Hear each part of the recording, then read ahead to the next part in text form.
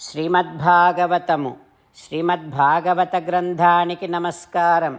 నిగమకల్పతరోర్గళితం ఫలం సుఖముఖాదమృతద్రవ సంయుతం పిబత భాగవతం రసమాలయం ముహురహో రసికా భువి భావుకాః.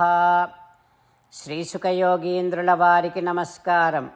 యం ప్రవ్రజంతమనుపేతమపేతకృత్యం ద్వైపాయనో విరహకాతర ఆజుహావ పుత్రేతి తన్మయతయా తరవో వినేదుః తం సర్వభూతహృదయం మునిమానతోస్మి. నరనారాయణులకు, చతుర్ముఖ బ్రహ్మకు, సరస్వతీదేవికి, వ్యాస మహర్షుల వారికి నమస్కారం. నారాయణం నమస్కృత్య నరం చైవ నరోత్తమం దేవీం సరస్వతీం వ్యాసం తతో జయం ఉదీరయేత్. శ్రీమద్భాగవతము 4వ స్కంధములో సూతమహాముని శౌనకాది మహర్షులందరికీ ప్రవచనం చేస్తూ ఈ రకంగా చెబుతూ ఉన్నాడు. ఓ మహర్షులారా, శ్రీసుఖ యోగీంద్రుల వారు పరీక్షిన్నరేంద్రుడికి ఉపదేశం చేస్తూ ఇలా చెబుతూ ఉన్నాడు. ఓ పరీక్షిన్నరేంద్ర, మైత్రేయుడు విదురునికి శ్రీమద్భాగవతాన్ని ఉపదేశం చేస్తూ ఇలా చెబుతూ ఉన్నాడు. ఓ విదురా, అంగమహారాజు తన కొడుకు దుష్ట ప్రవృత్తిని చూసి బాధపడుతూ ఈ రకంగా అనుకుంటూ ఉన్నాడు. చెడ్డ సంతానము వలన అపకీర్తి వస్తుంది. చెడ్డ సంతానము వలన అందరితో విరోధం వస్తుంది. చెడు సంతానం వలన మానసిక వేదన కూడా కలుగుతుంది. ఇట్లాంటి పుత్రుల వలన, చెడు సంతానము వలన సంసారము మీదనే విరక్తి కలుగుతుంది. అయితే ఈ విషయంలో కదపత్యం వరం మన్యే సత్ అపత్యాత్, మంచి కొడుకు కంటే చెడ్డ కొడుకే ఉత్తమము అని అనిపిస్తుంది.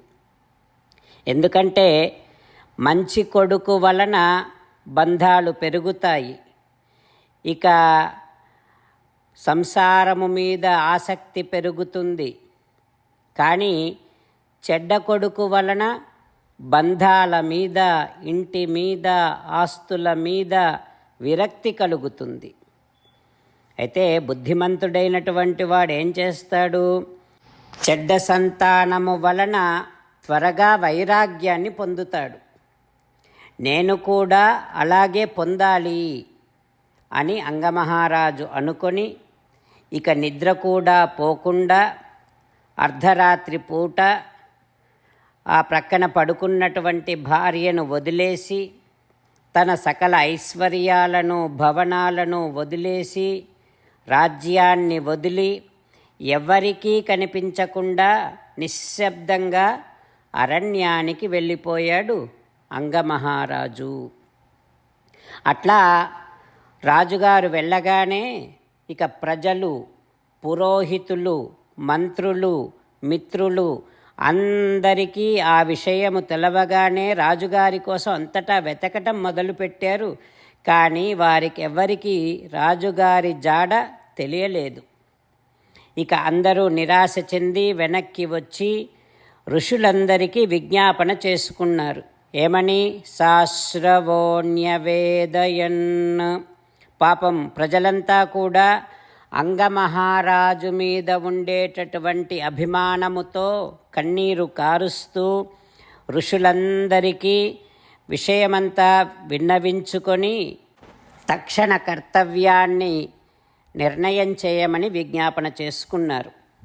అప్పుడు భృగువు మొదలైనటువంటి మునులందరూ రాజులేనటువంటి రాజ్యం ఉండకూడదని, రాజులేనటువంటి రాజ్యంలో ప్రజలంతా ఒకరినొకరు హింసించుకుంటారు కనుక, వెంటనే రాజు కావాలి కనుక, వేణుడు దుష్టుడు అని తెలిసి కూడా రాజంటూ ఒకడు ఉండాలి రాజ్యానికి అని ఆ వేణుడికి వేనం అభ్యసించన్ పతిం భువః.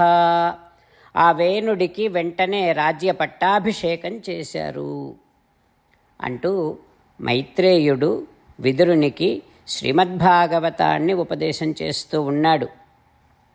ఆ తర్వాత ఏం జరుగుతుందో రేపు తెలుసుకుందాం. ఓం శ్రీకృష్ణ పరబ్రహ్మణే నమః. ఓం అస్మద్గురుభ్యో నమః. అంతేకాకుండా మనం ప్రతిరోజు శ్రీమన్నారాయణుడికి ఒక 8 పనులు చేస్తాం అని మాట ఇద్దాం. ఎందుకంటే శ్రీకృష్ణ భగవానుడు 18వ అధ్యాయములో 65 నుండి 70వ శ్లోకాల ద్వారా శ్రీమద్భగవద్గీత అంతటికీ సారభూతముగా మనకు 8 పనులు చేయమని చెప్పాడు. అలా చేస్తే చాలు, నేను మిమ్మల్ని అన్ని విధాలుగా రక్షిస్తా అని ప్రమాణపూర్వకముగా ప్రతిజ్ఞ కూడా చేశాడు.